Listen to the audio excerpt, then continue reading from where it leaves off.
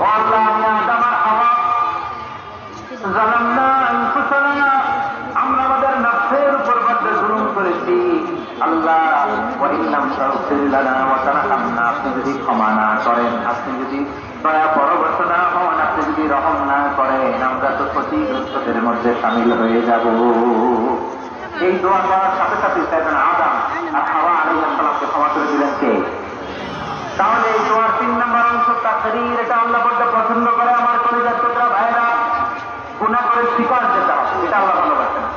সাইয়েদনা আবু বকর রাদিয়াল্লাহু তাআলা বিশ্বনবী বলেন, ইয়া রাসূলুল্লাহ, আল্লিমনি দুআআন আদউ বিহি ফি সালাতি, নবী হে, আপনি আমার এমন একটা স্পেশাল দোয়া শিখায় দেন যে দোয়াটা আমি নামাজে পড়ব।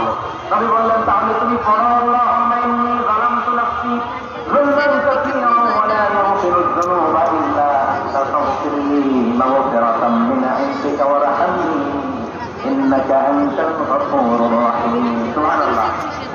সালাম